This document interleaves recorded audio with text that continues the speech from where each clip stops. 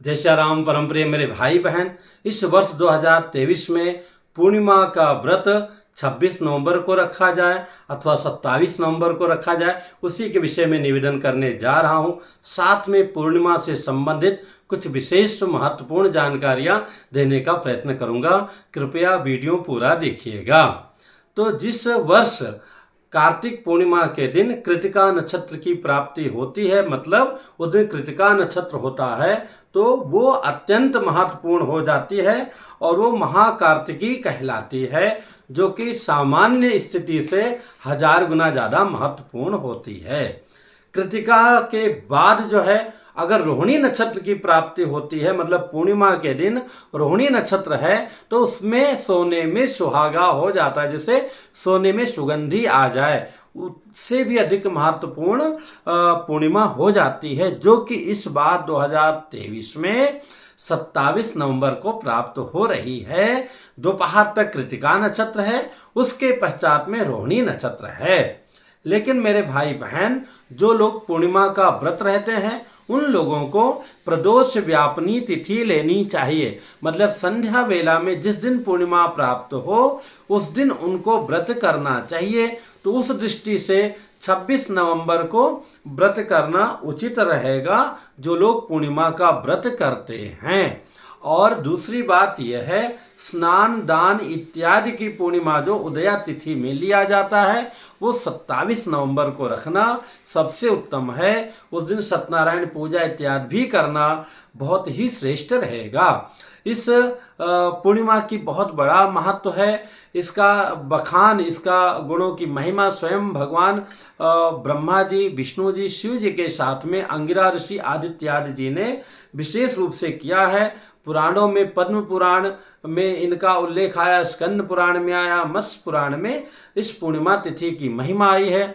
आम दिनों में 1000 बार अलग अलग दिन जाकर के गंगा में स्नान करने का जो पुण्य फल की प्राप्ति होती है, वही पुण्य फल की प्राप्ति पूर्णिमा के दिन किसी भी नदी में, सरोवर में, तीर्थ में, विशेष स्थान में स्नान करने से प्राप्त हो जाती है। इसमें भी काशी में जाकर के स्नान करने का तो अनंत गुणा, जिसके पुण्य का वर्णन किया नहीं जा सकता है, महत्व है। क्योंकि इस पूर्णिमा को त्रिपुरारी पूर्णिमा भी कहते हैं, त्रिपुर पूर्णिमा भी कहते हैं, क्योंकि इसी दिन भगवान शिव जी ने त्रिपुरासुर राक्षस का वध किया था। और उसके बाद जब वो अपने नगर काशी में आते हैं तो समस्त देव लोग प्रसन्न होकर के उनकी आरती उतारते हैं और पूरे नगर को सजाते हैं शिव जी की प्रसन्नता के लिए, क्योंकि बहुत बड़ा युद्ध करके शिव जी ने परास्त किया था त्रिपुरासुर को। तो इसलिए इसको त्रिपुर पूर्णिमा भी कहते हैं। और इसी दिन उसके पूर्व काल में भगवान श्रीमन नारायण जी ने संध्या वेला में मत्स्य अवतार लेकर, मतलब मछली का रूप धारण करके पूरे पृथ्वी की रक्षा की थी, संसार की रक्षा की थी, नहीं तो पूरा जलमग्न हो रहा था। तो इसलिए भगवान श्रीमन नारायण जी की भी सेवा होती है। एक दिन पहले ही, जैसा कि वैकुंठ चतुर्दशी का व्रत होता है, जिसमें भगवान नारायण जी की पहले उपासना, बाद में शिव जी की, अथवा समयाभाव में, समय कम है तो दोनों का साथ में किया जाता है, व्रत रखा जाता है। तो जो भी मेरे भाई बहन पूर्णिमा का व्रत रखते हैं उनके लिए 26 नवंबर को रखना श्रेष्ठ रहेगा।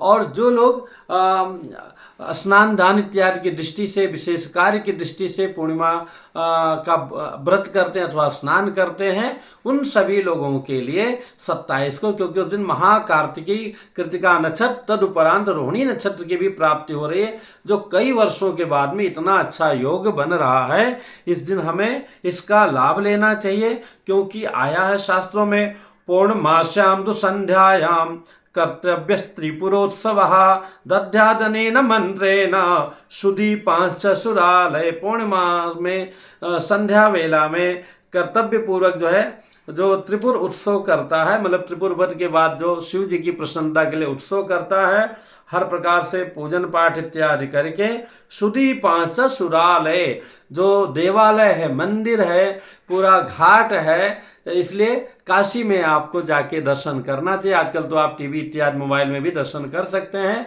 इसको देव दिवाली कहा गया है। समस्त देवता लोग ने इस दिन दिवाली मनाया था और शिव जी को प्रसन्नता के लिए। तो मेरे भाई बहन, ये बहुत ही अच्छा अवसर है। इसमें भी अगर आप मुहूर्त की दृष्टि से देखेंगे तो 26 को प्रदोष काल में तो है ही, जैसा कि व्रत वालों के लिए। 27 को जिनको सत्यनारायण भगवान की पूजा करना है उन सभी लोगों को प्रातः जो है 10:30 बजे के अंदर कर लेना श्रेष्ठ रहेगा। नहीं तो कम से कम तब तक जो है प्रारंभ कर दें तो भी बढ़िया है। तो ये बहुत ही महत्वपूर्ण समय है। और इसी दिन जो है गुरु नानक देव जी की जयंती है, जिसको प्रकाश पर्व कहा जाता है। तो अमृतसर इत्यादि में जहाँ हमारे परम वीर बंधुजन विराजमान रहते हैं, उन स्थानों पर गुरुद्वारों की भी शोभा देखते ही बनती है। इसी दिन जो है चंद्रायण व्रत की समाप्ति होती है। जो लोग चंद्रायण व्रत करते हैं उसकी समाप्ति भी इसी दिन होती है। और जिन लोगों को पूर्णिमा का व्रत प्रारंभ करना है उनको भी इसी कार्तिक पूर्णिमा से करना श्रेष्ठ माना गया है। यही नहीं, आपके मन में कोई विशेष मनोरथ है, कोई इच्छा है जो ऐसे आम तौर पे प्रयत्न करके प्राप्त नहीं हुई है, तो हर पूर्णिमा का व्रत करके रात्रि जागरण करना चाहिए। और जागरण करना नहीं कि पूरी रात बैठ के आप पिक्चर देखो, नहीं नहीं नहीं, जागरण करो, भगवान का संकीर्तन करो। नहीं हो सकता रिकॉर्डिंग में लगा दो, सुनते रहो, माला जपते रहो, बैठ जाओ, खड़े हो जाओ, जैसा सुविधा हो, जैसा शरीर साथ दे वैसा करो, पर भगवान में लग्न रहो। मन ना भी लगे तो तन लगा रहे। ऐसा नहीं कि हम टीवी देख रहे हैं, मैच देख रहे हैं और फिर हम रात्रि जागरण करें, ये उचित नहीं होता है। तो इस प्रकार से जो करता है उसका भी जो है परम कल्याण हो जाता है। तो निश्चित तौर पे 27 को सभी लोगों के लिए श्रेष्ठ है, और जो व्रत करते हैं उनके लिए 26 को करना उत्तम रहेगा।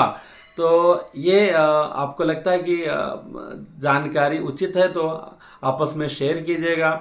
लाइक भी करना चाहिए, ऐसा लोग कहते हैं, तो वो भी कर लीजिएगा। शेयर आप लोग करते हैं। पुनः मिलूंगा एक नई जानकारी के साथ में।